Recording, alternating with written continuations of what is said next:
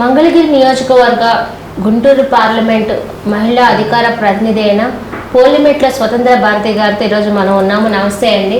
నమస్తే అమ్మా. మీరు వయసులో చాలా పెద్దవాళ్ళు, మిమ్మల్ని ఇంటర్వ్యూ కంటే చాలా విషయాలు తెలుసుకోవాలని ఉంది. మరి అసలు మీ కుటుంబ నేపథ్యం ఏంటి, మీ రాజకీయాల్లోకి ఎలా వచ్చారు? నాన్న వ్యవసాయదారుడే. నాన్న పెద్ద ఎడ్యుకేటెడ్ కాదు. పుచ్చలపల్లి సుందరయ్య గారి తోటి సిపిఎంలో నాన్న ఎప్పుడు ఫాలోయర్గా తిరుగుతుండేవాడు. బాబాయ్ గారు, సుందరయ్య బాబాయ్ గారు కూడా మా ఇంటికి వచ్చేవారు మా చిన్నప్పుడు. ఆ నేపథ్యం మాది. అయితే నాన్నగారు రాజకీయాలు అంటే ఈ విధంగా ఉండేవారు. తర్వాత ఎన్టీ రామారావు గారు పార్టీ పెట్టినప్పుడు అప్పుడు సుందరయ్య బాబాయ్ గారు సిపిఎం వాళ్ళు కూడా రామారావు గారితో కలిసి ఉండటం, అంతా కూడా మధ్యాహ్న మీల్స్ కానివ్వండి, 2 రూపాయల కిలో బియ్యం కానీ అవన్నీ కూడా సుందరయ్య బాబు గారి అడ్వైజెస్ రామారావు గారు చక్కగా ఫాలో అయ్యారు. అప్పుడు మా నాన్న, నేను కమ్యూనిస్ట్, నేను కాదు నాన్న, రామారావు గారు ఇట్లా చేస్తున్నారు, అన్నగారు ఇట్లా చేస్తున్నారు, ఇది ప్రజా సంక్షేమం మీద మనం కోరుకుంది అంటే అప్పుడు మా నాన్న టీడీపీలోకి వచ్చారు. ఏ సంవత్సరం? 1984 వచ్చారు. ఓకే. అన్నగారు పార్టీ పెట్టిన వెంటనే అలా ఇలా ఊగారు. 84లో మాత్రం ఫుల్గా ఇక రామారావు గారు దీంతో వచ్చారు. అంతవరకు మాకు కొంచెం నాన్న నాతో ఆర్గ్యూ చేసేవారు, అట్లా కాదమ్మా వాడు స్టాలిన్ చెప్పారు, మావో ఇలా చెప్పారు, అవన్నీ కాదు నాన్న ఇవన్నీ చెప్పి మేము ఆర్గ్యూ చేసుకుంటూ ఉండేవాళ్ళం ఫ్రెండ్స్ లాగా. అన్నగారు పార్టీ పెట్టిన తర్వాత మాత్రం సుందరయ్య బాబాయ్ గారు ఇవన్నీ పథకాలు పెట్టాక చాలా ఇష్టపడ్డారు. అవునమ్మా, కూడు నీడ గుడ్డ ఇవి కావాలి అంటే అదే నాన్న కావాల్సింది. వాళ్ళేముందమ్మా 75 రూపాయలు ఏదో పెట్టి తాటాకులు 4 వేసి మన చేయిలో తాటాకులు తీసుకెళ్ళి కొట్టి వేసారు, పాకలు వేసారు, అది కాదు. రామారావు గారు పెట్టింది బాగుంది, చక్కగా పర్మనెంట్గా ఇళ్ళు వేస్తున్నారు, నేను చాలా ఇష్టపడుతున్నాను. అప్పటి నుంచి మా నాన్న స్ట్రాంగ్గా టీడీపీ దీనిలో రాజకీయ నేపథ్యంలో బాగా వచ్చారు. ఆయనకు నచ్చినవి బాగా జనతా అవసరాలు కానివ్వండి, 2 రూపాయల కిలో బియ్యం కానివ్వండి, తర్వాత పక్కా ఇళ్ళు, తాటాకులు కొంపలు 70 రూపాయలుగా అది కాకుండా పక్కా ఇళ్ళు, ఇది చాలా బాగుందని ఆయన అప్పటి నుంచి తను చనిపోయే వరకు కూడా చాలా స్ట్రాంగ్గా ఉన్నారు. నేను తర్వాత నాన్నగారు ఆస్తులు చాలా వరకు పోగొట్టుకున్నారు. నేను ఎంప్లాయ్ అయిన తర్వాత నేను పాలిటెక్నిక్ జాయిన్ అయ్యాను ఇక్కడ గుంటూరులోనే. జాయిన్ అయిన తర్వాత నేను డెవలప్ అవుతూ నా ఫ్యామిలీని సపోర్ట్ చేసుకున్నాను. మాకు అబ్బాయిలు లేరు, 4 అమ్మాయిలు, నేను ఎల్డెస్ట్. సో ఫ్యామిలీ బర్డెన్ అంతా తీసుకుని వాళ్ళని అందరినీ పైకి తీసుకురావడం జరిగింది. అందరూ సెటిల్ అయ్యారు. నాకైతే చిల్డ్రన్ లేదు. నేను నా తర్వాత అమ్మాయికి త్వరగానే పెళ్లి చేస్తాను, చదువు రాలా. 8th క్లాస్ అనేవాళ్ళు అప్పుడు, 8th క్లాస్ 9th క్లాస్ అనేది నేను అంతసేపు ఇంకా ఇదవలేదు. తనకి మ్యారేజ్ చేశారు, నాకంటే ముందే దానికి మ్యారేజ్ చేయటం జరిగింది. తర్వాత తనకి పిల్లలు అవన్నీ మామూలైనాయి. వాళ్ళు పెంచడం అంతా కామన్గా ఇక్కడే ఉండేవాళ్ళు, అమ్మా నాన్న మేమంతా కలిసి ఉండేవాళ్ళం కనుక దీంతో ఉండేది. నేను 84లో నేను సెటిల్ అయ్యాను. నేను 84లో సెటిల్ అయ్యాను. 82 నుంచి ఏది చేసి మా నాన్నగారు ఒప్పుకోలేదు, నేవల్ ఆఫీసర్ అది ఇది అని చెప్పండి, కాదని చెప్పని అప్పుడు నేను చదివింది first electronics and communications diploma అమ్మ. తర్వాత గ్రేడ్ 80 చేశానంటే AMIT association member of electronics and telecommunication engineering చేశాను. నేను అది జాబ్ చేస్తూనే చేశాను. తర్వాత నేను ఎన్సీసీ ఆఫీసర్గా కూడా సెలెక్ట్ చేశాను. నేను మేజర్గా రిటైర్ అయ్యాను ఎన్సీసీలో కూడా. 7 times నేను ఆంధ్రప్రదేశ్ రిపబ్లిక్ డే కంటింజెంట్ కమాండర్గా వెళ్ళానమ్మా. అది రికార్డ్ మన ఇండియాలోనే. నేనే కంటింజెంట్ కమాండర్గా వెళ్ళాం. చిరంజీవి కూడా అప్పుడు ప్రసాద్ లైన్ పేరు, అప్పుడు నా కడెట్ కూడా ఆయన. ఇందిరాగాంధీ గారు ఉన్నప్పటి నుంచి, మొరార్జీదేవి దేశాయ్ మన వాళ్ళ దగ్గర నుంచి, తర్వాత వీళ్ళందరితో కూడా నేను పార్టిసిపేట్ చేయడం జరిగింది. స్టేట్ అంటే అప్పటి నుంచి కూడా ఒక విధంగా స్టేట్ అనే కాంపిటీషన్స్ ఉండేవి. మన స్టేట్ ముందు రావాలి, మన స్టేట్ గొప్పగా రావాలి, పిల్లల్ని కూడా అలాగ తయారు చేయటం, పిల్లల్ని కాంపిటీషన్స్ చేయటం, ఆ స్పిరిట్ ఎక్కువ తీసుకునేదాన్ని. స్టూడెంట్స్ కూడా నాకు చాలా ఇదిగా ఉండేవారు. అవన్నీ అయిన తర్వాతే నేను ఇలాగ గ్రాడ్యువల్గా ప్రమోషన్స్ రావటం, డెవలప్ అవ్వటం జరిగింది. తర్వాత చిల్డ్రన్ అంతా, నాకేం చిల్డ్రన్ లేరు కానీ ఈ కామన్గా ఉంది కాబట్టి ఫ్యామిలీ వాళ్ళందరూ కూడా అమ్మ నాన్న నా దగ్గర ఉన్నాను కానీ అందరు చెల్లెళ్ళ పిల్లలందరూ కూడా నా దగ్గరే పెరిగారు. వాళ్ళు సెటిల్ అయ్యారు, బాగానే ఉన్నారంతా. నేను రిటైర్ అయిన తర్వాత చిలువురు రావటం జరిగింది. జన్మభూమి అన్నారు కదా అని అప్పుడు నాన్న అమ్మ వాళ్ళకి ఇల్లు బాగా చేయించి ఇక్కడ వాళ్ళని ఇక్కడ తీసుకొచ్చి నేను వచ్చాను ఇక్కడికి. అప్పుడు చిలువురు వచ్చినప్పుడు అనుకున్నాం జన్మభూమికి కూడా ఏదో చేయాలి, ఏదో పుట్టిన ఊరికి చెయ్యాలి అనే దాంతో వచ్చాము. ఇదేంటంటే ముందు బాబు గారు అప్పుడు 70 అంతకుముందు సీఎంగా ఉన్నప్పుడు కూడా ఇంకుడు గుంటలు తీయించమంటే ఫస్ట్ ఇంకుడు గుంటలు, ఎందుకంటే గ్రౌండ్ వాటర్ లెవెల్ పెంచాలి అంటే మేము ఇప్పుడు అపార్ట్మెంట్ కట్టించాను గుంటూరులో, వాళ్ళందరికీ కూడా చెప్పి నేను ట్రై చేయించి అవి చేయించామమ్మా. దానివల్ల వాటర్ చాలా పెరిగింది. ఇప్పటికి కూడా వాళ్ళకి వాటర్ ప్రాబ్లం లేదు. ఆయన దార్శనికత అంటే అలా ఉంటుంది. గుంటూరు లాంటి దానిలో అక్కడ మాకు అంతమంది ఉన్నా కూడా మాకు వాటర్ ప్రాబ్లం లేదు. అవి ఇంకుడు గుంటలు చేయించాను, కాలేజీలో చేయించాను. నేను అక్కడ 3 కాలేజీల్లోనే వర్క్ చేశాను. గుంటూరులో 3 కాలేజీలు ఉన్నాయి. ఒకటి ఉమెన్స్ పాలిటెక్నిక్, ఒకటేమో టెక్స్టైల్ టెక్నాలజీ, ఇంకోటేమో మైనారిటీ పాలిటెక్నిక్. 3 చోట్ల కూడా నేను సేమ్గా డెవలప్ చేశాను. ఇంకుడు గుంటలు చేయించడం, బాబు గారు నోడల్ మీటింగ్కి అయితే నోడల్ మీటింగ్కి వెళ్ళటం అని అది చాలా ఇంట్రెస్ట్గా ఉండేది. తర్వాత వీక్లీ వన్స్ లేదా 15 డేస్కి ఒకసారి మనం అంతా జన్మభూమి కార్యక్రమాలని, కాంపౌండ్స్ అవన్నీ కూడా నీట్గా ఇప్పుడు పెట్టారు స్వచ్ఛ భారత్.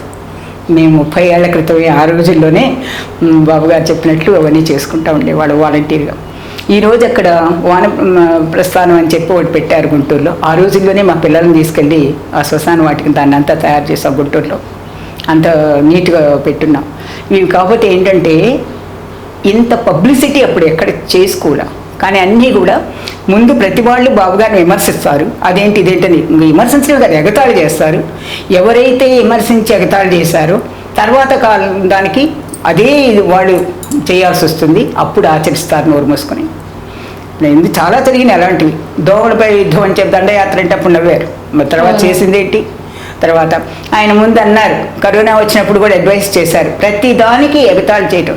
ఎవరు ఎగతాళి చేస్తారంటే నా అనుభవంతో నేను చెప్తున్నాను, అసలు బుర్రలో గుజ్జు ఏమీ లేనివాడు, ఆలోచన ఏమీ లేనివాడు మాత్రమే ఎగతాళి చేస్తాడు. ఏ కొంచెం థింకింగ్ కెపాసిటీ ఉన్నా వీడు చెప్పేది ఏమిటి అని వింటాడు. విన్నవాడే రాణిస్తాడు, విననివాడు నాశనం అవుతాడు. ఇంకంతే. ఇప్పుడు వాడు పెట్టారు ఆయన మోడీ గారు పెట్టినవి అన్నీ కూడా ఈనాడు బాబు గారు పెట్టారు. అన్ని ఆ స్వచ్ఛ భారత్ కానీ, జన్మభూములు కానీ, ఇంకుడు గుంటలు అవన్నీ కూడా ఈనాడో పెట్టారు. ఆయన ఎంత ముందు చూపంటే అది అర్థం కాక, ఆయన మైండ్ అర్థం కాక, అది అర్థం చేసుకునే శక్తి వీళ్ళకి లేక ఎగతాళి. తర్వాత పరిస్థితులు ఆయన చెప్పిందే చెయ్యాలి. అదే రాష్ట్రానికి ముఖ్యం కూడా. నాకు బాబుగారిలో మంచి గుణం, నచ్చే గుణం ఏంటంటే ఆయన ఎవరు హెకిల్ చేసినా, ఎవరు ఏం చేసినా నిండుకుండలాగా తొడకరు. ఆ బ్యాలెన్స్ మైండ్ నాకు చాలా ఇష్టం. అసెంబ్లీలో ఆయన అంటున్నప్పుడు నేను ఇంట్లో కూర్చొని కన్నీళ్లు కార్చాను. చాలా రోజుల తర్వాత నా కళ్ళెంట నీళ్ళు వచ్చాయి. అంత హెకిలింగ్ ఆయనతోని. ఆయన ఒక్కరు నిలబెట్టి ఎంత వీళ్ళు హెకిలింగ్, ఆ నవ్వు చూస్తుంటేనే అసలు నిజంగా ఆయన తుగ్లక్కని ఎప్పుడు ఏ ముహూర్తాన్ని ఎవరు పెట్టారో వాళ్ళ సార్థకనామం అయింది. ఆయన వయసు ఎంత, ఆయన ఎంత ఎగతాళి చేయటం అదంతా చూస్తుంటే చాలా బాధేసింది. మేమందరం అప్పుడు ఇక్కడ మన ఇంట్లో కూర్చుని వాళ్ళందరూ ఇదేంటమ్మా అని అందరూ బాధపడ్డారు.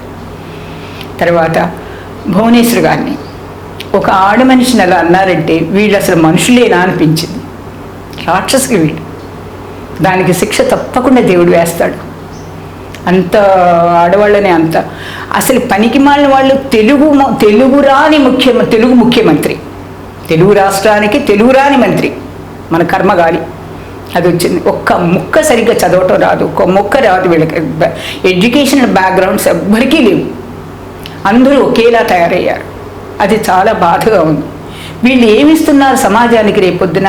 ఇలాంటి చెత్త మాటలు, ఫిల్తీ లాంగ్వేజ్ ఇది నేర్పుతున్నారా బిడ్డలకి? సినిమాలు అలాంటివి చూస్తుంటేనే మనం మానేస్తున్నాం. అలాంటివి కూడా కాకుండా రోజు పబ్లిక్గా దేవాలయం లాంటి అసెంబ్లీలో కూడా మాట్లాడుతున్నారంటే ఆ బూతులు, ఆ మాటలు తట్టుకోలేకపోతున్నాం. అది భరించలేకపోతున్నాం. అవి దానికి శిక్ష పడుతుందని అనుకుంటున్నాను. ఎందుకంటే శిశుపాలుని చెప్తా 100 తప్పులు కాదు, వీడు చాలా తప్పులు చేశాడు, దేవుడు తప్పకుండా శిక్షిస్తాడు అనుకుంటున్నాను. భయంకరమని వీటికి కూల్చటమే కానీ కట్టడం చేత కాదు. కట్టాలంటే బుర్ర కావాలి, కూల్చడానికి బుర్ర ఎందుకు? ఒక సెకండ్ చాలు. కట్టాలంటే బుర్ర కావాలి. అభివృద్ధి చేయాలంటే, ఏదైనా డెవలప్ చేయాలంటే వీటికి ఇంటెలిజెన్స్ ఉండాలి, దానికి తగ్గట్టు ప్లానింగ్ ఉండాలి. చాలా ఉన్నది కార్యక్రమం దానికి. ఇది ఏదీ లేదు. అసెంబ్లీలో నిద్రపోయే ముఖ్యమంత్రి నేను ఇంతవరకు ఎవరిని చూడలే. మాకు చిన్నప్పుడు వావిలాల గోపాలకృష్ణ గారు, వీళ్ళు తెన్నేటి విశ్వనాథం గారు మాట్లాడుతుంటే మాకు ఒక టీవీ లేవు, రేడియో పెట్టుకుని వినేవాళ్ళు. నేను మా నాన్నగారు అసెంబ్లీ సమావేశాలు ఎంత ఆనందంగా ఉండేవాళ్ళు. మాట్లాడుతుంటే ప్రజా సమస్యల మీద మాట్లాడేవాళ్ళు, దీనికి ఏం చెయ్యాలని మాట్లాడేవాళ్ళు, ఏం చేస్తే ప్రజలకి కష్టం తీరుద్దని మాట్లాడేవాళ్ళు. అవి క్వశ్చన్ చేసేవాళ్ళు. ఇలా ఇంత అసహ్యంగా వీళ్ళకి ఏమీ చేతగాక తిడితే వీళ్ళు నోరు మూసుకుంటారులే అంటూ తిట్టడం, అంతే తప్పితే ఏం లేదు. ఆ తిడుతున్నాడంటేనే మనకు అర్థం అవుతుంది వీడికి ఏమీ చేత కాదు, ఏమీ చెయ్యలేడు. అసెంబ్లీలో తిట్లు ఎక్కువైపోయినాయి. ఆ సంస్కృతి లేదు. ఇదివరకు అసెంబ్లీ అంటే చాలా ఆనందంగా ఉండేది. సుందరయ్య బాబాయ్ గారు ఊరికి ఒక సంచి వేసుకుని సైకిల్ మీద అసెంబ్లీకి వెళ్ళిన వ్యక్తి ఆ రోజుకి ఈ రోజుకి ఆయన ఒక్కడి చరిత్రలో. ఇప్పుడు కూడా ఆయన అనుకుంటాం. ఎందుకు అనుకుంటాం? ఈ తుగ్లక్ని ఎప్పుడు అనుకుంటాం? ఈ 2 years పోయిన తర్వాత వీడిని ఎవరు గమనించలేక కాలగర్భంలో నాశనం అయిపోతాడు, అంతకంటే ఘోరంగానే పోతాడు. ఎవరు ఏ వర్గం కూడా ఎవరిని కూడా అన్ని వ్యవస్థలే నాశనం చేశాడు. ఒక్కొక్కళ్ళు భజన సంఘం చేరి ఈయన రాజ్యాంగ సృష్టికర్త అంటే ఏ రాజ్యాంగం బాబుగా చెప్పాడు, పులివందల రాజ్యాంగం ఒకటి రాశాడు, ఆయన సృష్టికర్త. ఈయన రాజ్యాంగ సృష్టికర్త ఎవరు మనకి? బిఆర్ అంబేద్కర్ గారు. ఆయన పోయాడు. వీడు భజనకైనా కాస్త అర్థం ఉండక్కర్లేదమ్మా. నవ్వుతారనే సిగ్గు కూడా వీళ్ళకి లేదు. అసలు వీళ్ళ బతుకే అబద్ధాల మీద స్టార్ట్ అయిపోయింది. వీళ్ళ పార్టీ పుట్టుకే అబద్ధాలు. మళ్ళీ ఇంకెన్ని అబద్ధాలు చెప్తారో మనకు లెక్కలేదు. అన్ని అబద్ధాలే. పింక్ డైమండ్ అంటాడు, ఇంకోటి అంటాడు, అన్ని అబద్ధాలే. అక్కడ ఇన్సైడ్ ట్రేడింగ్ అంటారు, బాబు గారు ఇల్లు మునిగిపోతుంది కాబట్టి అదంతా అమరావతి మునిగిందంటాడు. దానికి పాల్స్ వాళ్ళ నివేదిక తీసుకు అసలు ఆ కంపెనీ వాడు అసలు ఐఐటి వాళ్ళు అసలు అది మునగలేదు, అది ఆయిల్ టెస్ట్ చేయలేదు, మా దగ్గర అది లేదని వాడు చెప్పనే అది కూడా అబద్ధాలే. ఒక్కటి అబద్ధం లేదు. ఇప్పుడు ప్రస్తుత పరిస్థితుల్లో ఈ అబద్ధాలకి ఈ విషయాన్ని బాగా నింపేశాడు జనంలో.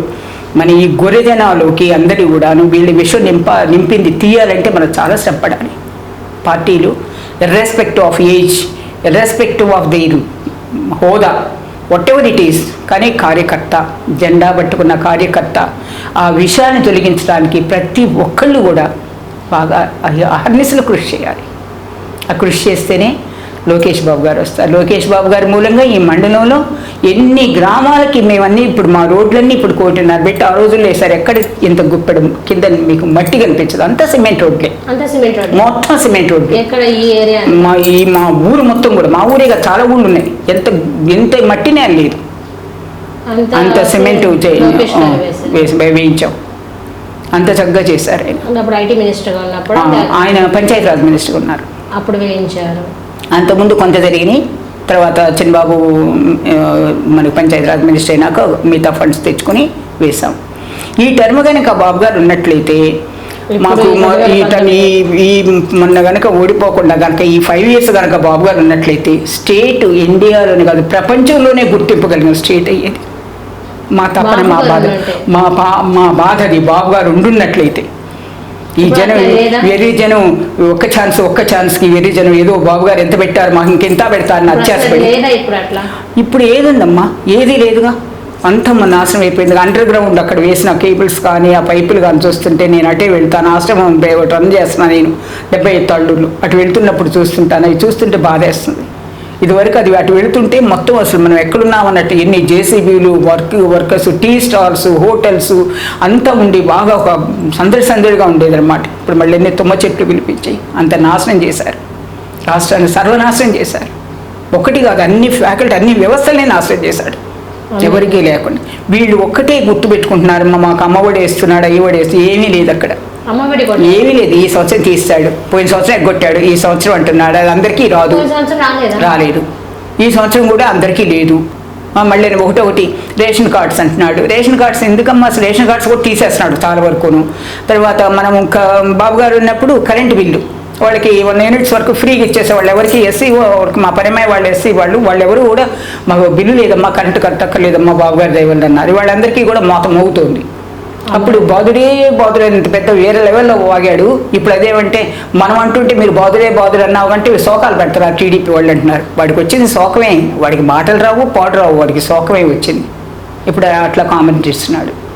ఏ సీఎం అయినా కానీ నా ఇంత వయసులో, నో ఐఎమ్ 74, ఈ వయసులో నేను ఇంతమంది నాకు వచ్చిన దగ్గర చూసిన ఏ సీఎం కూడా పరదాలు కట్టుకుని కానీ ఒక ప్యాలెస్ను వదలకుండా అసెంబ్లీకి రాకుండా కూర్చొని కానీ అసెంబ్లీలో నిద్రపోయిన వాడు కానీ వెకిల్ నవ్వులకి వెకిల్ చేష్టలు చేసిన వాడిని చూడటం వీళ్ళు ఒక్కడే.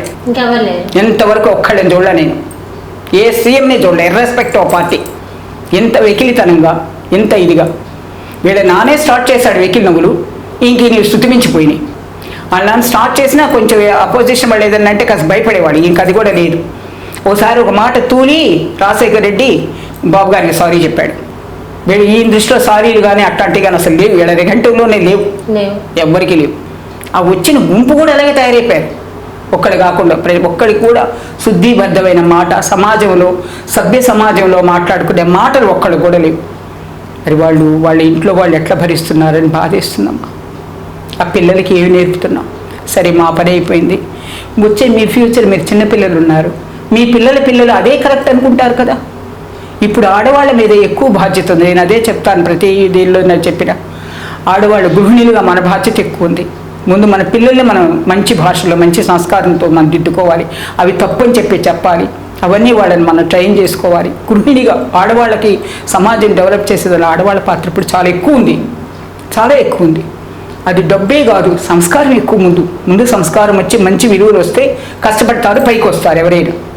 ఈయన ఇస్తున్నాడు ఉద్యోగాలు. ఏ ఉద్యోగాలమ్మా? పీజీలు చదివిన వాళ్ళను, డబుల్ డిగ్రీ ఉన్న వాళ్ళు కూడా ఏం చేస్తున్నాడు? అటెండర్లా, గేట్ వాచ్మెన్లా ఏమి ఇస్తున్నాడు? జాబ్ మేళా ఏమైంది? ఎవరు వెళ్తున్నారు? జాబ్ మేళా కూడా రెండవ కూడా ఎవరు లేరుగా. నిరుద్యోగులు నాశనం అయిపోయారు. మరి ఎడ్యుకేషన్ పోయింది. ఎడ్యుకేషన్లో తెలుగు వద్దన్నాడు. తెలుగు రాదు, ఇంగ్లీషు రాదు, ఏమీ రాకుండా అయిపోయింది. మేమందరం తెలుగులో చదువుకున్న వాళ్ళు. Even chief justice NV Ramana గారు కూడా అంతా మాట్లాడినా కూడా 2 ముక్కలు తెలుగులో మాట్లాడితే నా తృప్తి లేదంటున్నారు. అయితే అమ్మ తెలుగు అమ్మ భాష అమ్మనే ఎట్లా మర్చిపోతారమ్మా వీళ్ళకి అమ్మ అంటే ఇక ఇంట్లో ఆడవాళ్ళంటే ఎవరంటే కూడా గౌరవం లేదు. అమ్మకే గౌరవం లేదు, ఇంక మిగతా వాళ్ళకి ఏం గౌరవం ఇస్తారు? వీళ్ళు ఎవరికీ గౌరవం లేదు. ఆడవాళ్ళంటేనే వీళ్ళకి అసలు లెక్కలేదు. ఇప్పుడున్న ఈ గవర్నమెంట్లో 50% రిజర్వేషన్ ద్వారా అన్ని ఆడవాళ్ళకి పెద్దపీట వేశారు కదా. అప్పుడు బాబు గారు ఉన్నప్పుడు ఆడవాళ్ళకి ఏ రకంగా కూడా పెద్దపీట వేస్తే కానీ ఏ రకమైన హోదాలు కూడా ఇవ్వలేదని అంటున్నారు కదా. ఎక్కడ మనది అసలు తెలుగుదేశం పార్టీ పుట్టింది, అన్నగారి పెట్టిందే ఆడవాళ్ళకి ఆస్తి ఇచ్చి, ఆడవాళ్ళకు ఒక ఆత్మగౌరవానికి ఆడవాళ్ళకి ఆస్తిని పెట్టిందే దేశం మొత్తం మీద అన్నగారు ఎన్టీఆర్ గారు, అన్న రామారావు గారు. దాన్ని వాళ్ళు తీసుకొచ్చి ఈయన 33% మనకి జాబ్స్లో కూడా ఇచ్చారు. నా సాక్షి దానికి 33% జాబ్స్ కోటాలో లేడీస్కి ఇచ్చారు. నేను వర్క్ చేసే వచ్చాను. ఇప్పుడు దీనిలో కూడా రిజర్వేషన్స్ పెట్టారు. ఏది మన ఎలక్షన్స్ దానిలో ఆ రిజర్వేషన్స్ మూలంగానే కదా ఇంతమంది ఆడవాళ్ళు బయటకు వచ్చింది. లేకపోతే ఎక్కడ వచ్చారమ్మా? ఎక్కడైనా ఇప్పుడు ఎంపీటీఎస్ చూడండి, జెడ్పీటీఎస్ చూడండి, ఎవరన్నా కానీ ఇంతమంది ఆడవాళ్ళు ఇప్పుడు ఎక్కడి నుంచి వచ్చారు? ఆ రిజర్వేషన్స్ మూలంగానే ఆడవాళ్ళు వచ్చారు. ఏంది ఎవరు ఇవ్వలేదు? పెద్దపేట ఎవరు వేయలేదు? అన్ని అబద్ధాలే మాట్లాడటానికి, అన్ని అబద్ధాలు. మేము ఒక్కొక్కటి రమ్మనండి సోదాహరణంగా విత్ ప్రూఫ్. దాని మీద చరిత్ర ఎప్పుడు మారదు కదా, ప్రూఫ్ తోటి మేము చెప్తాం. ఆడవాళ్ళని ఎవరెవరిని ఎంతమందిని తీసుకొచ్చారు స్టాటిస్టికల్గా కూడా మనం చెప్పగలం. మా రిజర్వేషన్స్ మూలంగానే వచ్చాయి, ఆడవాళ్ళు వచ్చారు. హయాంలో ఆడవాళ్లకు ఎంతవరకు న్యాయం జరిగింది? ఆడవాళ్లకు న్యాయం అంటే అమ్మా డోక్రా గ్రూపులతోటి ఇక్కడ మా ఊళ్ళో 160 గ్రూపులు ఉన్నాయి. ఆర్థిక స్వావలంబనం కావాలి అని ఆడవాళ్ళకి వీళ్ళందరూ పొదుపు సంఘాలతో పెట్టుకుంటే అది ఎంతో ఇదిగా దాన్ని బాగా డెవలప్ చేసుకున్నారు. ఆ పొదుపు డబ్బులు కూడా కాజేశాడు ఈయన. ఆ పొదుపు డబ్బులు కూడా వాడుకున్నాడు. శ్రీనిధిలో డబ్బులు అన్నీ కూడా వాడేసుకున్నారు. ఇప్పుడు ఆ పొదుపులో ఏం చేసేవారంటే ఇది వరకు గ్రూప్ కూర్చొని, ఇప్పుడు ఒకళ్ళు ఉన్నారనుకోండి గ్రూప్లో 10 మంది అయితే ఒక గ్రూప్ అంటారు. దానిలో వాళ్ళకి చెప్పుకొని మేము పంటకి దీనికి వేసుకుంటామమ్మా, లేదు కాయలకు వేసుకుంటామమ్మా, దీనికి తీసుకుంటా అని ఒకరికొకళ్ళు అడ్జస్ట్ చేసుకునేవాళ్ళు. డబ్బులు ఏదైనా కావాలంటే వాళ్ళు లోన్గా తీసుకోవటం, వాళ్ళు దానిలో చెప్పి తీసుకోవటం, మా ఇంట్లో పెళ్ళి ఉందనో లేకపోతే మా బాబుకి ఫీజులు కట్టాలనో అలా తీసుకునేవాళ్ళు. ఇప్పుడు అది లేదు. అది తీసుకుని ఇది యూజ్ చేసుకుని మళ్ళీ వాళ్ళకి రాగానే మళ్ళీ దానిలో వేస్తూ ఉండేవాళ్ళు అనమాట. అంటే వాళ్ళకి మధ్య అండర్స్టాండింగ్ తోటి వెళ్ళిపోతూ ఉండేది, ఎవరికి నష్టం జరగకుండా ఉండేది. ఆర్థిక స్వావలంబన కూడా బాగుండేది. ఎందుకంటే ప్రతి నెల 100 రూపీస్ పొదుపని ప్రతి వ్యక్తి కట్టేవాళ్ళు. ఇప్పుడు వాళ్ళు 10 మంది ఉంటే 10 మంది 10 వేసేవాళ్ళు, ప్రతి నెలకి వేయాలి అలాగా. సో ఆ డబ్బు కొంతగా ఏమవుతుంది, కొంత అక్యుములేట్ అయిన తర్వాత దానిలో నుంచి వీళ్ళు తీసుకుని ఒక్కొక్కరికి ఎవరి అవసరాన్ని బట్టి వాళ్ళు తీసుకుని మళ్ళీ దానిలో రిటర్న్ చేస్తూ ఉంటారనమాట. ఇప్పుడు అవకాశం లేదు. ఆ డబ్బులు ఏం తీసుకున్నాడు, ఇంకా పొదుపులో ఎక్కడుందని తీసుకుంటారు వీళ్ళు. అది ఆర్థిక స్వావలంబన. అది కూడా కాకుండా చిన్నవి ఏది కుట్టు అల్లికలు అంటే అలాంటివి, ఇంకేదన్నా మరి గేదెలను కొనుక్కొని పెట్టుకునే వాళ్ళు, ఆ విధంగా డెవలప్ అయిన వాళ్ళు కూడా ఉన్నారు గ్రూపుల్లో చక్కగా డెవలప్ అయ్యారు వాళ్ళు. అలా డెవలప్ అయ్యి ఇక్కడ మంచి ఒక ఫైనాన్షియల్ స్టేటస్ ఇంప్రూవ్ అయిన వాళ్ళు చాలామంది ఉన్నారు. ఇప్పుడు అది లేదే, మొత్తం తీసుకెళ్లారు. ఈవెన్ ఉద్యోగస్తులు నేను ప్రొవిడెంట్ ఫండ్ నుంచి కూడా తీసుకుపోయాడు కదమ్మా. ఇంకా దేనిలో ఉంటుంది అన్ని ప్రతి దానిలో నుంచి ఇతను లాగేసుకోవటమే కదా. ఇప్పుడు మేము జాబ్ చేసిన మా డబ్బుల నుంచి బాగా కూడా లేదు, ప్రతిదీ అలాగే. అందుకే అంతా నాశనం అయిపోయింది. ఎక్కడ అప్పులు. ఆ రోజున బాబు గారు ఏదైతే విద్యాలయాలకి వాటికి ఏదైతే కొంత స్థలాలు ఇచ్చారో, ఎక్కడ ఖాళీ ఉంటే స్థలం ఏది ఉందంటే దాన్ని తీసేసుకోవటం, కబ్జా చేసుకోవటం. బాబు గారి స్థలాన్ని కబ్జా చేశారు కదా, వీళ్ళకి ఇంకా మనలో మాలాంటి వాళ్ళకి ఇంకా దిక్కే ఉంది. నారావారిపల్లిలో బాబు గారి స్థలాన్ని వీళ్ళు ఇచ్చేయారు కదా, తర్వాత దాన్ని మళ్ళీ తిప్పబడి ఇచ్చారనుకోండి, అదే ఇచ్చేశారు కదా, ఇంకా మాలాంటి వాళ్ళకి ఇంక రక్షణ ఏది. ఎక్కడ ఖాళీ ఉంటే ఒక ఎస్సీ మహిళని, అది మా స్థలం బాబు 40 ఏళ్ళ నుంచి నేను పండించుకున్నానంటే ట్రాక్టర్తో తొక్కించి చంపించాడు కదమ్మా. ఇంతకంటే ఘోరం ఇంకెక్కడుంది? బాబు గారితో పోలుస్తున్నారా వీళ్ళు? నేను ఆ పార్టీని నేను సపోర్టింగ్గా చెప్పటల్లా, న్యాయంగా ఆలోచించండి ప్రతి ఒక్కళ్ళు. ఆడవాళ్ళని ఎక్కువగా నాశనం అవుతుంది, ప్రతి వ్యవస్థ నాశనం అవుతుంది. ఇప్పుడే నేను ఎన్ని సంవత్సరాలు చూడలేదు. ఇప్పుడంటే తెలుగుదేశం గవర్నమెంట్ వచ్చింది కాబట్టి నువ్వు మాట్లాడుతున్నావు అంటారు. మరి అంతకుముందు చాలామంది సీఎంలు ఉన్నారు కదా. తెలుగుదేశం గవర్నమెంట్ ఉంది, అంతకుముందు మళ్ళీ కాంగ్రెస్ గవర్నమెంట్ ఉంది, అంతకుముందు మళ్ళీ తెలుగుదేశం ఉంది, అంతకుముందు మళ్ళీ కాంగ్రెస్ గవర్నమెంట్ ఉంది. ఎంతమంది ఉన్నారు కదా. ఇంత ఈ విచ్చలవిడిగా, ఇంత దుర్మార్గంగా ఏ ప్రభుత్వం, ఏ ముఖ్యమంత్రి చేయలేదు. 2019లో నారా లోకేష్ ఎందుకు ఓడిపోయారు? కారణాలు ఏమి ఉంటాయి, ఏమై ఉంటాయి?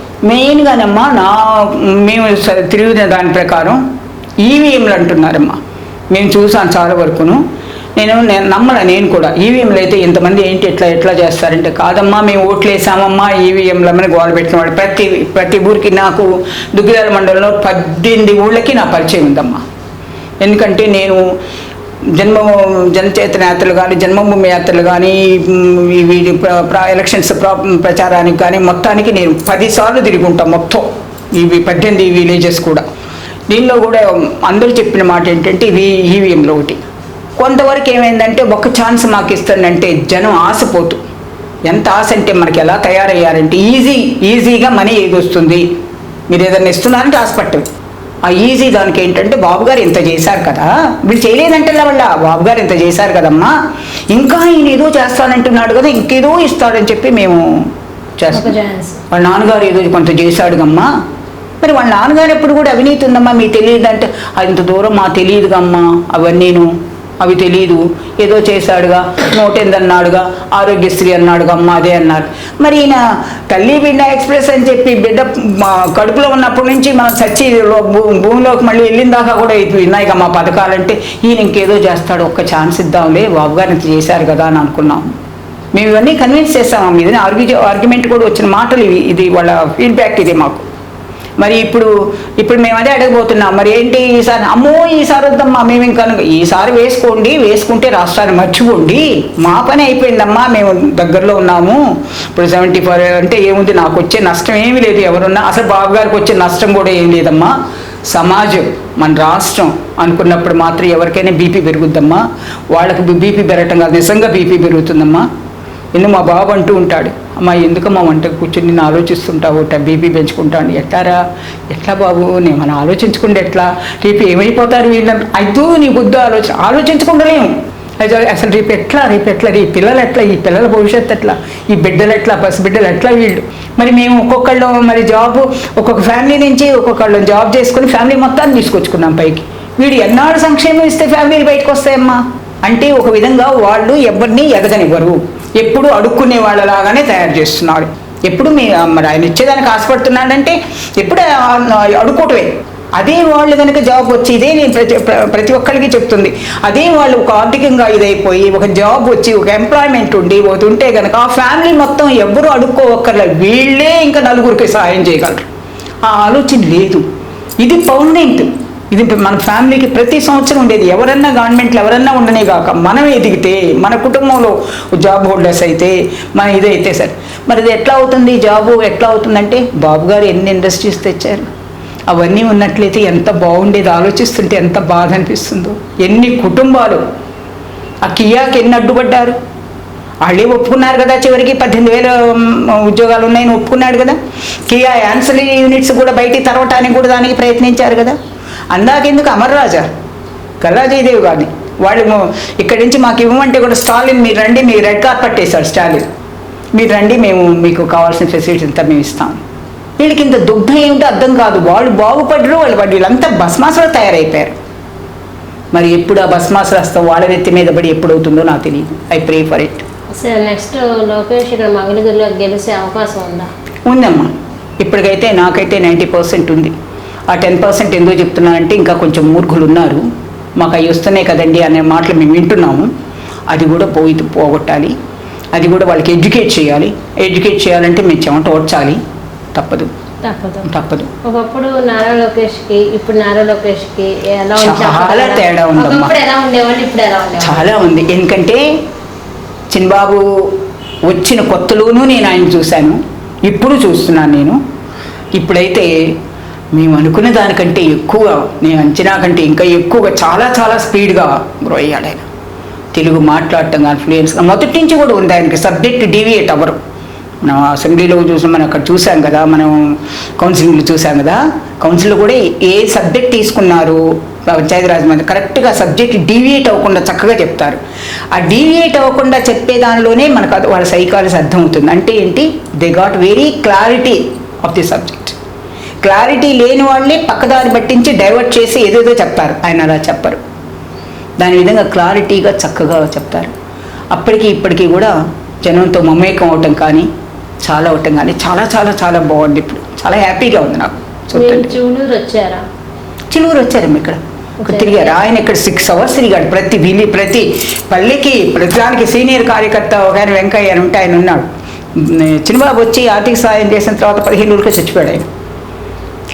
అంత సహాయం చేసి తాత అని చక్కగా ఆయన కూర్చొని, ఆయన ఎంత ఇదంటే అన్నగారు పార్టీ పెట్టేప్పటి నుంచి వెంకయ్యని మాది పల్లెలో అతను ఇంత పెద్ద జెండా పట్టుకుని వచ్చేస్తాడు, ఓపిక లేకపోయినా సరే. అప్పుడు ఆయన 8 years దాకా ఉండి ఇప్పుడు చనిపోయాడు, మొన్న ఒక 3 months అయిన చనిపోయి. అప్పుడు చిన్నబాబు వచ్చినప్పుడు వాళ్ళకి ఆర్థిక సహాయం 5,000 రూపాయలు ఇచ్చాను. వద్దు బాబు అంటుంటే కాదు తాత, ఇవి మేము మనవడగా ఇస్తున్నానని చెప్పి డబ్బులు ఇచ్చి చక్కగా ఇచ్చేసి వాళ్ళని ఎంత సంతోషపడ్డాడు వెంకయ్య. బాబు మీరు వచ్చారా, నాన్నగారు చూసినట్లుంది, బాబు మీరు వచ్చారా ఆయన బొగ్గలు పట్టుకుంటాడు. ఆ ముసలాయన సంతోషమో. నా తర్వాత 15 రోజులకి దిగాడు. ఇట్లా ప్రతి రోడ్డు కూడా 6 hours తిరిగారమ్మా మా విలేజ్లో. తిరిగిన తర్వాత వీళ్ళేదో మీటింగ్ అంటుంటే చెప్తున్నారు, అమ్మ 6 గంటలు తిరిగా కదమ్మా, ఇప్పుడు మీటింగ్ అంటున్నారు చూడమా అంటున్నారు. అంటే లేదు అన్యాయం వెళ్ళి బాబట్టి, అది అమ్మ కూడా అన్యాయం అంటుంది అని అన్నారు ఆయన చక్కగానే.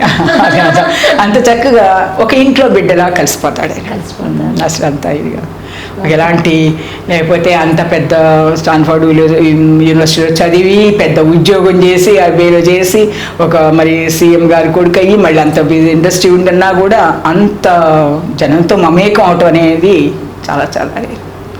మరి ఇప్పుడు ఈయనేమో తెరలు కట్టుకొని కూర్చుంటున్నాడు, మరి ఈయన కష్టపడి ఎంత చక్కగా ఇది అవుతున్నాడు, జనంతో మింగిల్ అవుతున్నాడు, మిక్స్ అవుతున్నాడు. చాలా బాగుంది, చాలా సంతోషంగా మాట్లాడటం కానీ. ఒకప్పుడు ఆయన్ని పట్టుకొని పప్పు అన్నారు. అసలు ఇప్పుడు ఆ పప్పు అన్న వాళ్ళు ఏంటో వాళ్ళ మైండ్ సెట్ ఏంటో ఇప్పుడు వాళ్ళని అర్థం చేసుకోమనాలి. ఎంత చక్కగా మాట్లాడుతున్నారు బాబు, అవగాహనతో చాలా చక్కగా మాట్లాడుతున్నారమ్మా. ఆయన మొదట్లో తడబడిన మాట కరెక్టే. తడబట్టం అంటే ఏంటి తడబట్టం, ఆయన జయంతికి వర్ధంతికి అంత తేడా ఏదో అన్నారని, జయంతిని వర్ధంతి అన్నారని ఎంతమందికి తెలుసో నేను అడుగుతానమ్మా ఈ రోజునంతని. జయంతికి వర్ధంతికి తేడా చెప్పమను, ఒక్కడికి రాదు. ఈ సోకాల్డ్ మినిస్టర్ని రిపబ్లిక్ డే అన్నప్పుడే స్వాతంత్ర దినోత్సవం అంటారు, స్వాతంత్ర దినోత్సవం రిపబ్లిక్ డే అంటారు. ఆయన రిపబ్లిక్ డేకినేమో మంచి డెఫినేషన్స్ ఇచ్చారు మన తుగ్లక్ గారు. అసలు ఆయన రిపబ్లిక్ డే అంటే ఏంటో తెలియదు అలా ఉన్నారు. ఆయన అలాంటి తప్పులేం చేయలేదే. జయంతి అంటే పుట్టుగాని, వర్ధంతి అంటే చనిపోయిన రోజు అన్న సంగతి ఎంతమందికి తెలుసు. అసలు వీళ్ళు స్కూల్లో చదువుకుంటేనే కదా ఒక్కడన్నా వాళ్ళకి తెలుగు సరిగా వచ్చి తెలుగు మాట్లాడే వాళ్ళు ఒక్కళ్ళు ఉన్నారా? ఇక ఆడ మనిషి ఆ జబర్దస్త్ రోజా ఆమె అయితే అసలు ఎందుకు పనికిరాదు. ఆమె ఇంకా జబర్దస్త్ షోలు ఆమె అదే చూపిస్తుందేమో అసెంబ్లీలో కూడా. ఆమె నోటికి ఒక మాట, ఒక శుద్ధిబద్ధం లేదు. ఆమె పుట్టుక తెలుగుదేశంలో. వీళ్ళు ఇప్పుడు తెలుగుదేశంలో పుట్టిన వీళ్ళందరూ కూడా ఇక్కడి నుంచి అనుభవించిన వీళ్ళందరూ కూడా మాట్లాడే చెత్త మాటలు వీళ్ళని. మరి తెలుగుదేశంలో మనం ఉన్నప్పుడు మీరు మీ సంస్కారం ఏమైంది? అప్పుడు రాలేదే ఈ మాటలన్నీ, ఇప్పుడు ఎందుకు వస్తున్నాయి? అప్పుడు రాలేదే, మరి ఇప్పుడు వచ్చేయండి. అర్థం ఏంటి అంటే పార్టీ సంస్కారం అంతా ఉందని కాబట్టి మీ లోపల మనిషి దాక్కున్నాడా? ఇవాళ మీరు ఆ జాతిలో చేరాడు కాబట్టి మీ అసలు మనిషి బయటకు వచ్చాడా? అంతే అనుకుంటాను నేను, అనుకోవటం. అంటే పార్టీ దాని సంస్కారాన్ని బట్టి వాళ్ళు అంతే. మరి ఇప్పుడు కనిపిస్తుంది కదమ్మా, నేను ఆర్గ్యూ చేయటం కదా, just logically you think it over. మరి వీళ్ళందరూ కూడా అక్కడ ఉన్నవాళ్ళే, అక్కడ టీలు మోసిన వాడే, అక్కడ ఉన్నవాడే, అక్కడ సెల్ఫ్ రెస్పెక్ట్ బాగా ఉన్నవాడే. మరి వాళ్ళ బూతులు ఎందుకు మాట్లాడుతున్నాడు? తెలుగుదేశం పార్టీ అది నేర్పలేదే. ఇవాళ వచ్చిందంటే అర్థం ఏమిటి? అదే లాజికల్. ఇది ఈ పార్టీ ఇంకొకటి చెప్తాను, మరి మీ మాట కడ్డొస్తున్నా, ఈ పార్టీలో ఉండి బయటకు వెళ్ళిన ఒక్కడికి కూడా రాజకీయ జీవితం లేదు. అది మీరు చాలా చాలా చాలా నిదర్శనాలు మీరే ఆలోచించుకోండి. ఆఖరికి మైసూరారెడ్డి అంతటి వాడే బయటకు వెళ్ళి ఏమన్నాడు? తెలుగుదేశం పార్టీలో ఉన్నప్పుడు అని చాలా గౌరవించేవాడు, చాలా ఇదిగా చూసేవాడు నన్ను, బాబు గారు కానీ అందరూ. ఎందుకు వచ్చింది ఆ మాట? ఎందుకు ఆయన టీవీలో చెప్పాడు. ఆయన ఎందుకు వచ్చింది? ఆయన ఓసారి వచ్చి జగన్ దగ్గరకు వచ్చి, బాబు ఇది అన్నాడు. బాబు ఏంటి, కాల్మి సార్ అన్నాడు తుగ్లక్. కళ్ళనీళ్ళతో బయటకు వచ్చి అప్పుడు చెప్పాడు టీవీలో, నాకు దీనింతటి అవమానం జరగలేదు. కాల్మి సార్ అన్నారు. కాల్మి సార్, బాబు ఏంటి, కాల్మి సార్.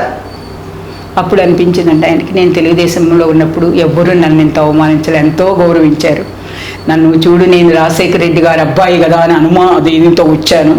ఈ మంగళగిరిలో మీరు 3 సంవత్సరాల నుంచి మొత్తం అన్ని చూస్తూనే ఉన్నారు, పర్యటిస్తూనే ఉన్నారు, అందరు అభిప్రాయాలు తెలుసుకుంటున్నారు కదా. అసలు ప్రజలు ఏమనుకుంటున్నారు? వాళ్ళ కోరిక ఏంటి? వాళ్ళు ఏం కావాలనుకుంటున్నారు? ముందైతే కన్ఫ్యూజన్లో ఉన్నారు, ఏం కావాలి అనేది అసలు తెలియదు, వాళ్ళకి అర్థం కాల, కన్ఫ్యూజన్లో ఉన్నారు ముందు. ఇప్పుడైతే దే గాట్ ఫుల్ క్లారిటీ.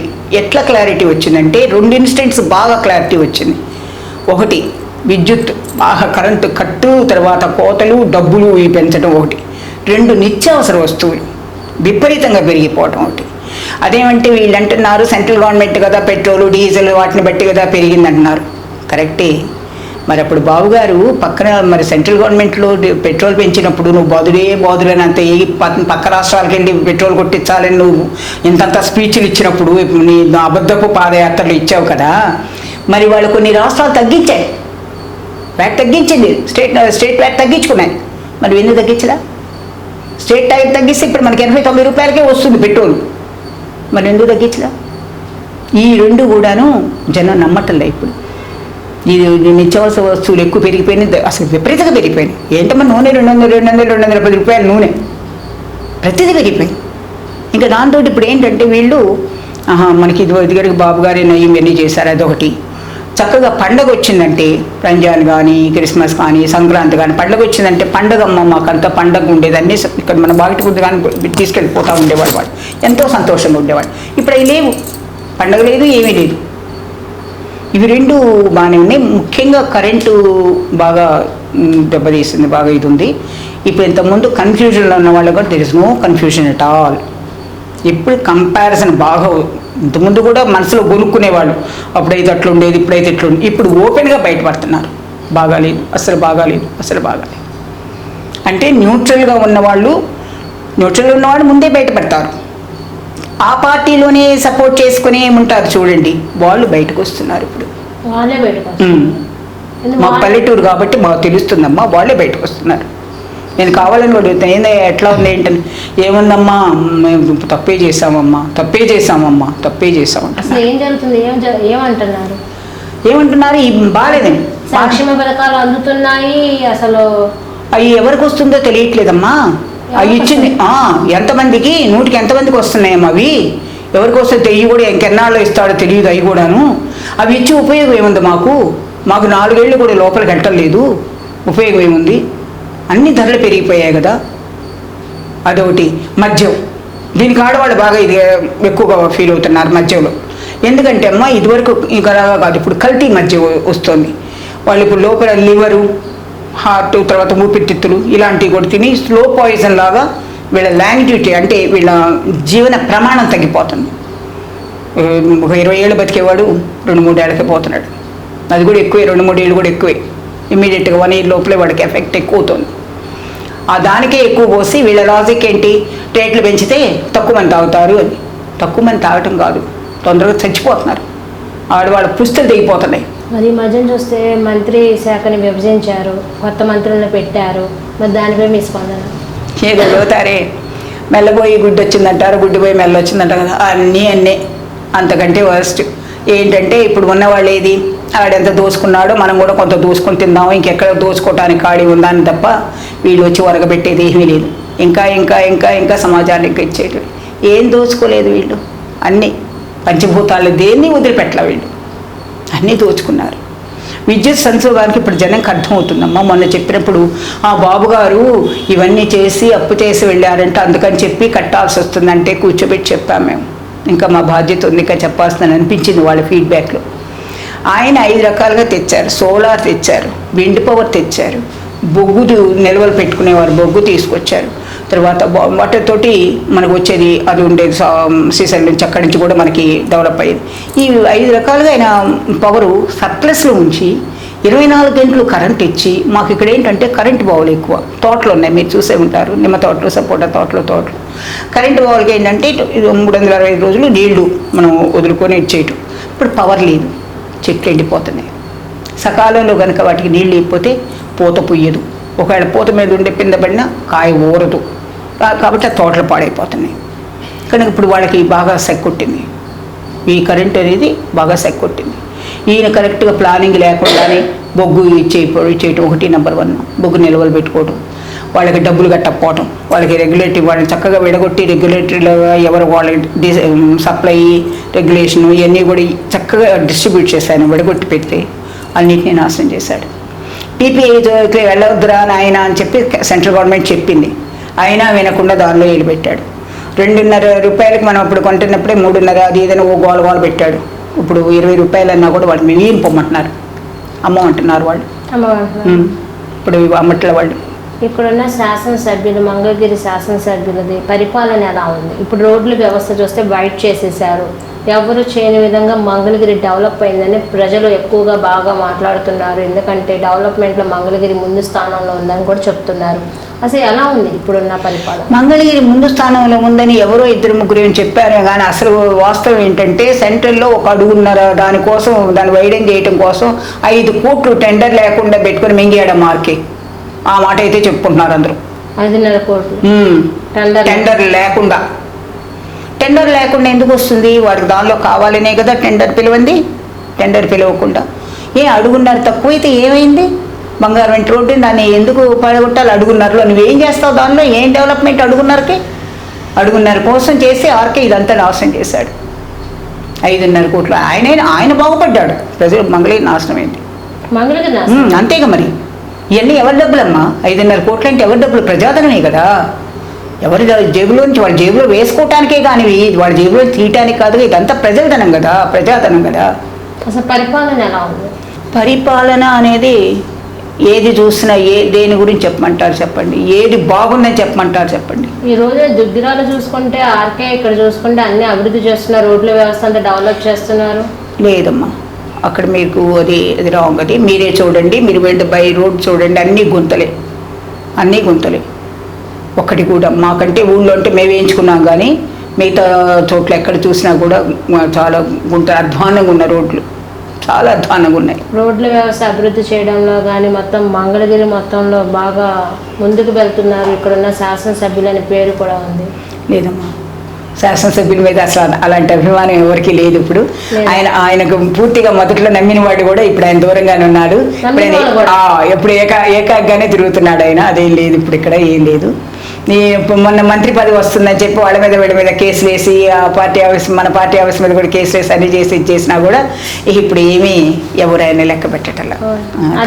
ఆయన పేరు కరకట్ట కమల్ హాసన్ అనే పిలుచుకుంటున్నారు, అలా పిలుచుకుంటున్నారు.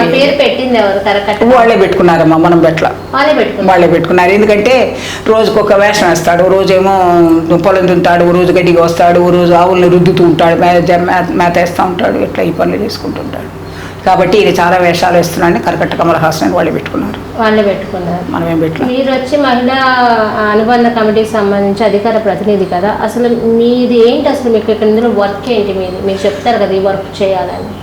ఈ వర్క్ అంటే ఏంటమ్మా, అసలు నేను నిర్దేశించుకున్నది ఏంటంటే, నేను అనుకున్నది, నా ప్లానింగ్ ఏంటంటే, ఇప్పుడు ఇంతకుముందు మనం డిస్కస్ చేసుకున్నాం చూడండి, వ్యవస్థలు ఎలా నాశనం అయ్యాయి, ఎందుకు నాశనం అయ్యాయి. ఇదే కనుక కంటిన్యూ అయితే మనం ఎక్కడ ఉంటాం? సరే, పెద్దవాళ్ళ సంగతి ఇప్పుడు 80 years నా ఏజ్ ఉన్న వాళ్ళ సంగతి వదిలేయండి. What about children? వాళ్ళు ఏమవుతారు? విద్య భవిత లేదు. అసలు మనం భవితవ్యమే, మన సమాజ భవితవ్యమే వాళ్ళ మీద డిపెండ్ అయి ఉంది, పిల్లల మీద. వాళ్ళు సరిగా రావాలి. ఎడ్యుకేషన్ పోయింది, ఎడ్యుకేషన్ నాశనం చేశాడు. ముందు ఎడ్యుకేషన్ పోయింది. ఇప్పుడు ఒక్కొక్క విలేజ్, మా విలేజ్లోనే ఉంది స్కూల్. ఇక్కడ ఉంటే దగ్గర ఉన్న స్కూల్ అన్నీ కలిపి ఇక్కడ రమ్మంటాడు. 2-3 కిలోమీటర్లు నడిచి వాళ్ళు ఎక్కడ పోతారమ్మా స్కూల్కి? పోయింది.